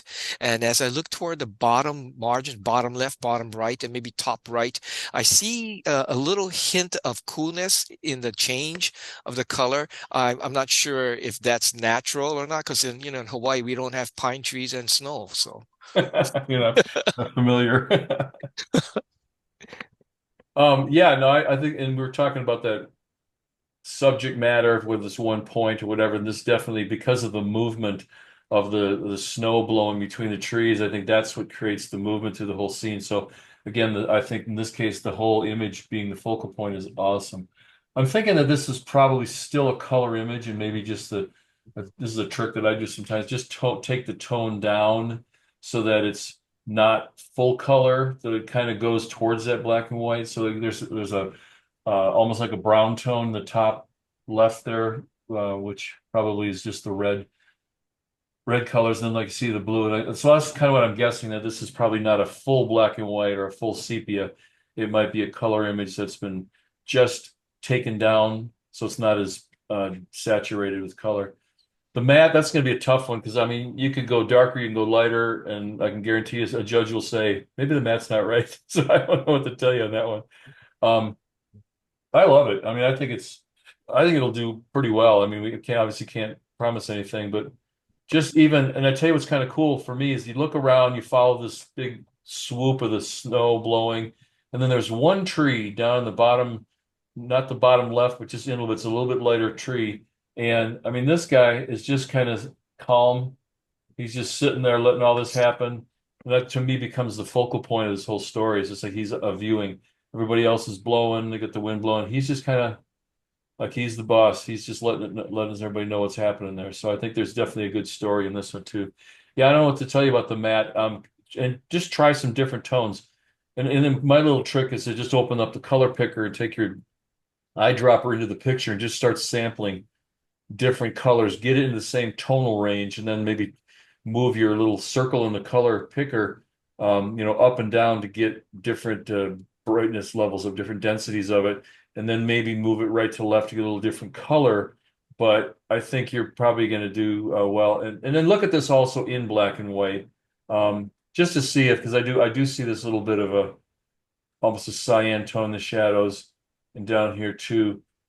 It's not a bad thing, but I don't know. It's just something we're seeing. Just play with that and see what you think. We might be totally way off base, but I think it's definitely something that's worth moving forward with.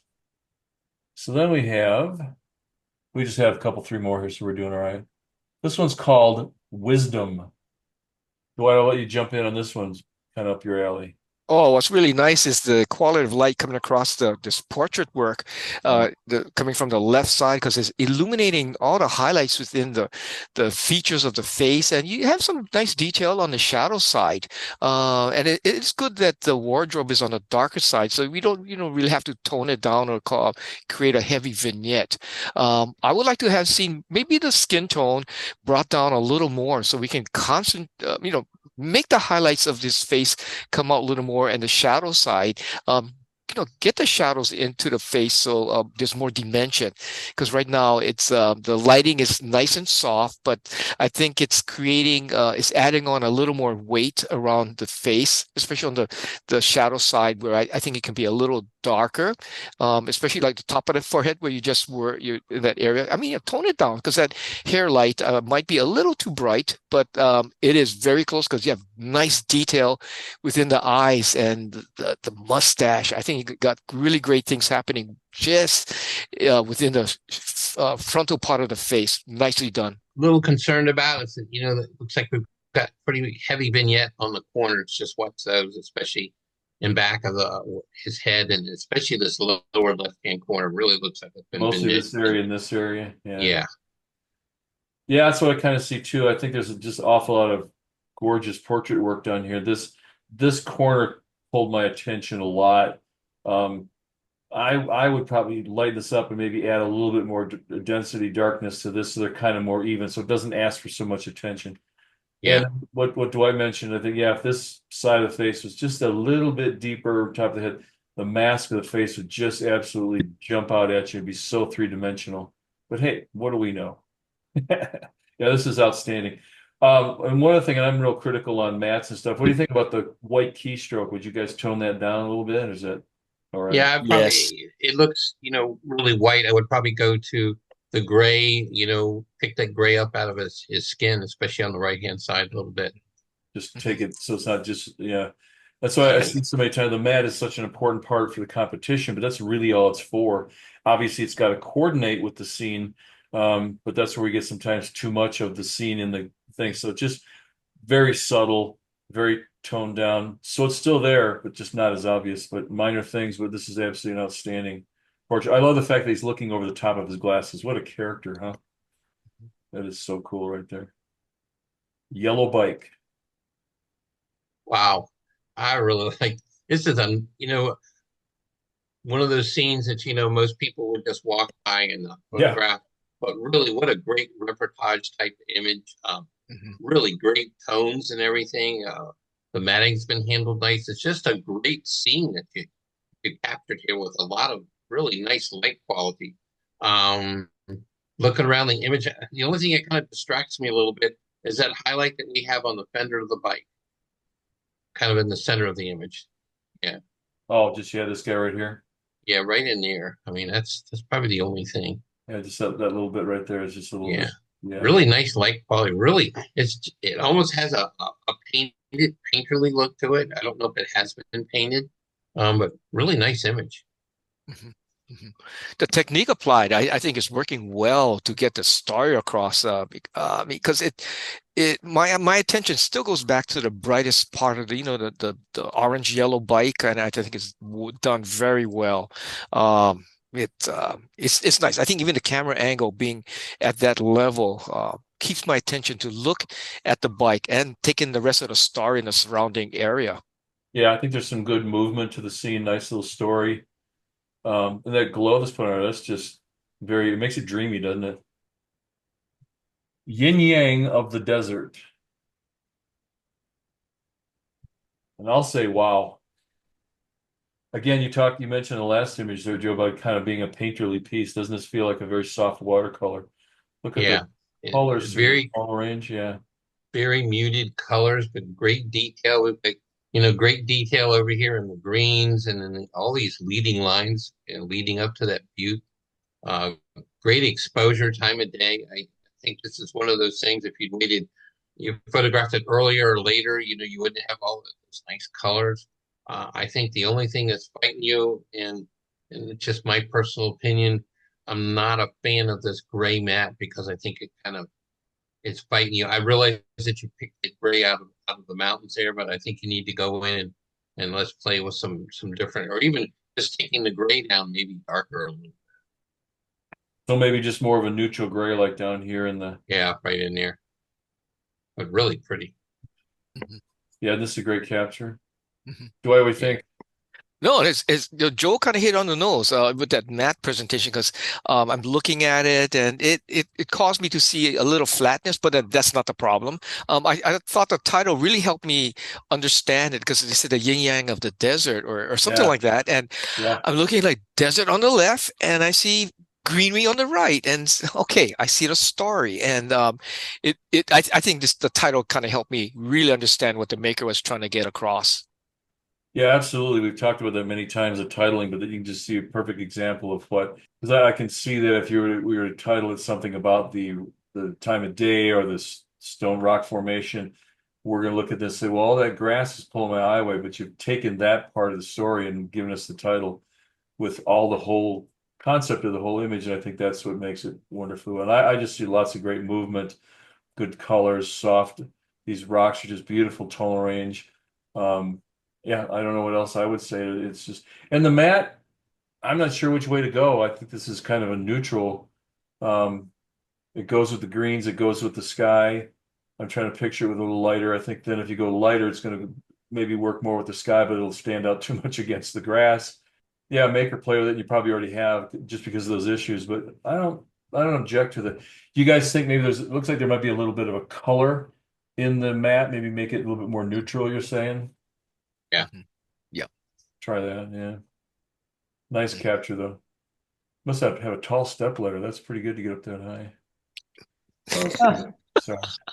Well, Rick's not here to make the dumb jokes I got. You're doing well. Thank you. I usually do. That's the sad part. Okay. We have one more image this evening, and this was called You Can Do It. Dwight, why don't you take us out with this one? Oh no, you're the wrong. I'm the wrong person. Oh. You should get the Birdman. Birdman. All right, Bird. let's go with the Birdman. Joe, Okay, I like the capture. I'm looking at the fish, and the bird looks like a cormorant.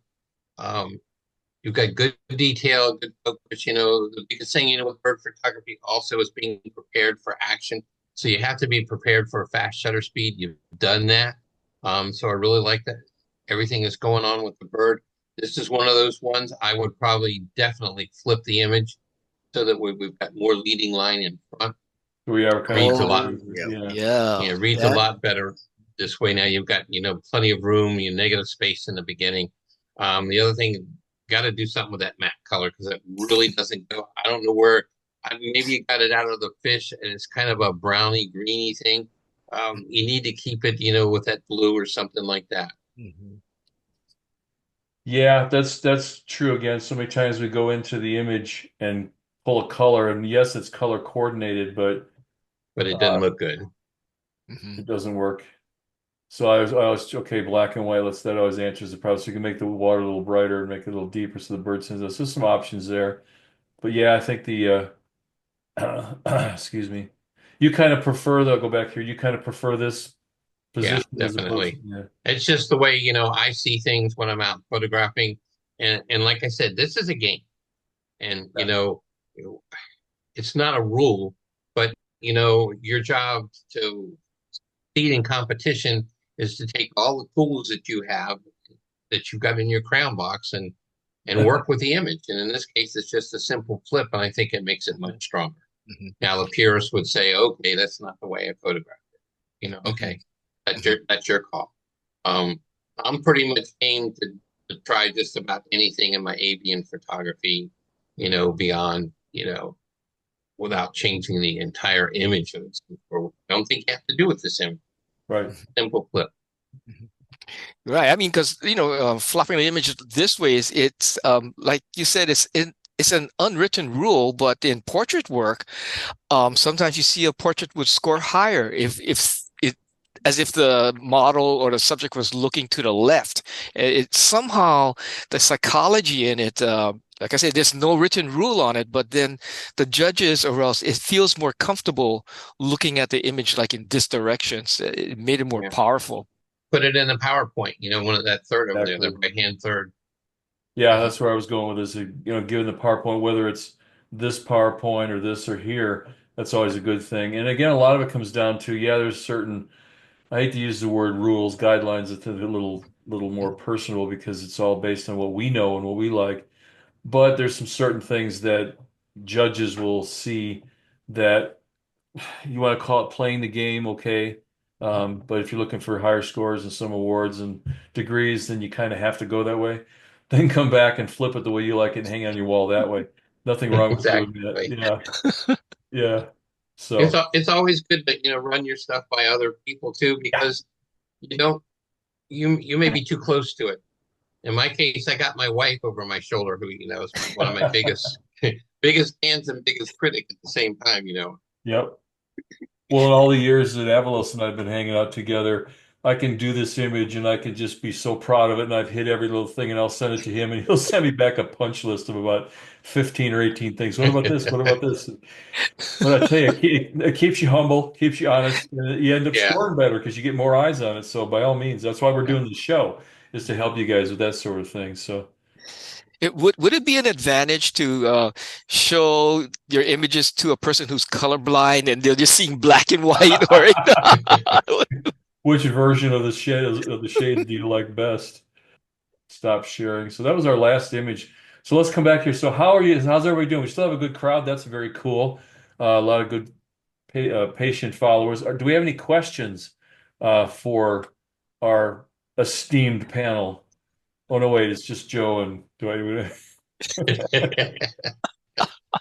Sorry, we got to pick fun. That's what it's all about. So, are we helping? Is this concept helping? Are these guys helping you out with your imagery? Because again, the whole point here is take the advice, do what you want with it, but try some different things. And then next Thursday night, we're having another show that soon with our good friend Dave. Next Dave's last name. We just left it. Good friend.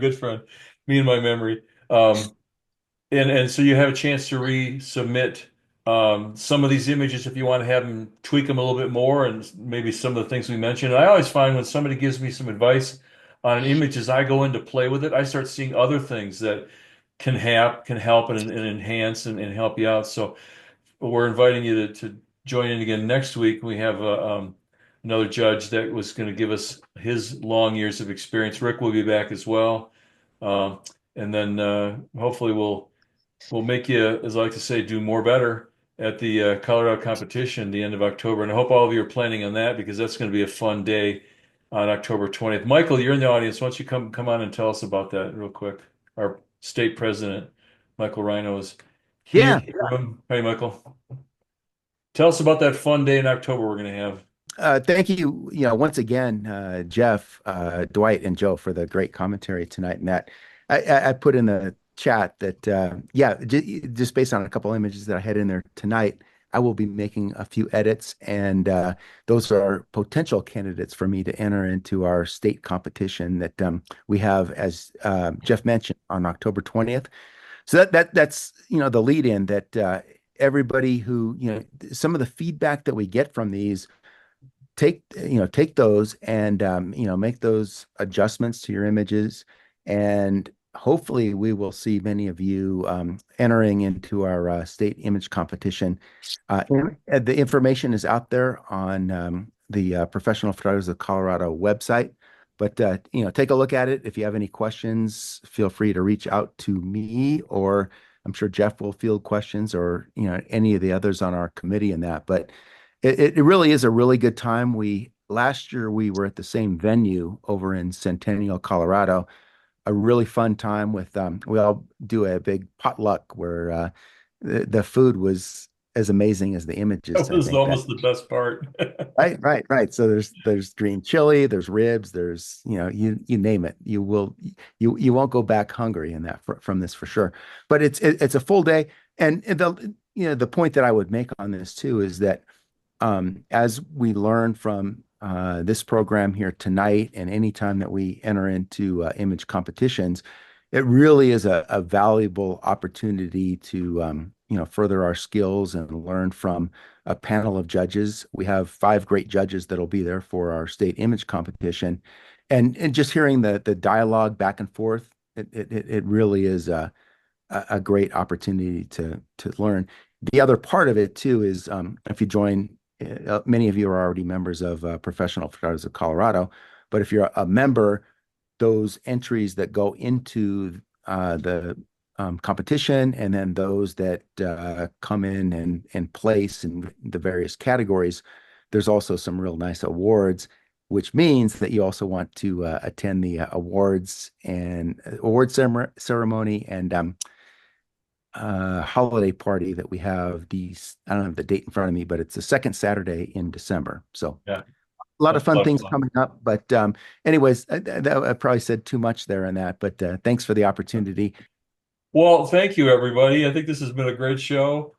Dwight, Joe, thank you so much for taking the time tonight to spend it with us and give us your expertise. That's huge. Joe, I certainly hope the weather cooperates down there and doesn't chase you out of your home for Hey, work. Jeff, before we go, can I say something? Yeah, Cliff, there. So that image of the young man with his clasped hands and the bracelet, remember that one? Oh, the black and white? Yeah. Yeah. I want to mention it only because it meant a lot to me. I didn't know how to put this in the title, but that bracelet that I will take out if I decide to enter it. He was a Marine just back from Afghanistan, and that bracelet is the bracelet of his friend who committed suicide. So that's part of the story. Okay. But No, I mean, I did see that, and I was kind of interpreting that was an important prop to have in the story. But what is difficult, you got to realize as judges, we don't know what we're getting into, and I know. we may not see that little piece, that item, unless the title can really pull it in. But keep in mind, the judges are not smart. Yeah, what was the title? It was Memoriam or Memorial or No, it was intensive or intense. Yeah. Intense. Yeah. Yeah. Mhm. Yeah, that's a tough one because that does make the story so much more intense to know that as well. But that's a tough one to get through. Maybe a suggestion is like if you include the loss of a buddy or a loss of I don't know how to you call each other, the brothers or something, that maybe something like that in the title may help bring the judges to look at the little props there. So that may help. I think you're right. I think I'll just take it out. It's a lot easier. Well, and for Joe and Dwight, I don't know if you know, Cliff has been photographing veterans for several years now, and it's just absolutely the most stunning work. But all of them have some story like that from their career, from their family, from whatever. So I can understand why he was going that way with that particular story. Mm-hmm. But it does mean a lot. So we need to figure out a title, Cliff, that works for that, because that is a huge story. Yeah, thank you. We'll talk about it. Thanks. Yeah. Mm-hmm. Mm-hmm. Any other questions, gang? Thanks for sticking around. Thanks for checking us out. We got some other cool, fun things coming up that we're going to be sharing with you here real soon. Probably we've got a couple more shows this season. Of course, we're doing the early one October 3rd because of the convention. The competition will be. Check those dates because we have an early date and then we have a late date, but it's a little higher cost. And no, we aren't going past the date this year. Like they aren't going to let me go past the date this year like I always do. So get your stuff in on time. And by all means, plan on the convention. It looks good. And our Christmas party is always a blast. Good food and awards. So lots of great stuff for you. And we've got some other great shows planned. If you've seen that, Rick and I have been opening up and doing some interviews with some people. We just interviewed our dear friends, as hopefully you've all seen, Colleen and John Graybill, on his great-grandfather, Edward Curtis, who did the portraits of the Native Americans. Absolutely phenomenal stories, a 2-part interview. So please go listen to that just to because everybody thinks that Curtis was about the photographs, and he wasn't. The photographs were secondary. He was there about the people. He was there about interviewing, getting the stories, and learning of their lifestyle. So that was fascinating for me as we sat there and listened to all that. So if there's anybody, any people like that you think we should be interviewing, let us know. We're looking for a list of some cool people to interview and chat with, and we got a few on our list, but we're happy to hear some more. So again, thank you everybody for sticking around tonight. We appreciate seeing the faces. So yeah, so I'll have this thing up tomorrow so you can go listen to it again, so you can work on your images from the feedback.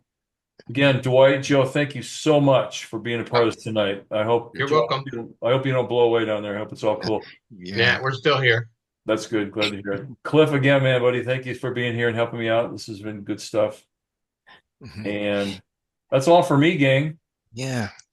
Hey, Jeff, can I say thanks? Jeff and Michael, thanks for putting this together, because this is a lot more information than buying the critiques from IPC. Good. From what I'm thinking, because you got a lot of input. You got good input from Joe and yourself. So I think it gave a lot of information. So this was really done well. You don't need Rick. You don't need Rick in the rest of Yeah, I might come by next week just to say hi to Dave. Yeah. Yeah, please feel free. It's the link is always on the homepage there, so jump in and say hi. He'll appreciate that. Okay. He'll get a kick out of that. You ought actually, Joe, you ought to submit an image that's really horrible. Just a terrible snapshot. Submit it. Just see what he says. Yeah. He might have been part of years and years ago. There was a bunch of, and I think it was a bunch of Ohio guys would submit an image to the state competition, but one of them, it was just terrible. They were doing it on purpose. Absolutely horrible, trying to see who could get the lowest score. And they kind of got in trouble for it, but I wonder if Dave wasn't part of that group, if I think about it. So, Yeah, we had a state competition in Maryland when I used to belong up there. And one of the wives of one of the judges got a hold of one of his images and put it in the competition, and it comes up before him. And they just start beating it up, Well, Yeah. I can't go any lower than 65. And then by that time he realizes it's his image. well, you guys probably, well, I don't know, I should say that. I go back as far as when its scoring was 0 to 100. You remember that? Yes. We had a judge in Northern Illinois. She was just fresh master, and they would say, use the full range of the score. And I swear to God, the scores would come up and it would be, all right, this is a 78 with a judge number. I forget what her name was now. You're off. You have a score of 28. And she's like, well, it's just, and she wasn't wrong with what she was saying. It just, she was using the range that was ridiculous, and they couldn't come up with an average. So I don't know if it was because of her alone they moved it to 65, but she was using the full range. So, anyway.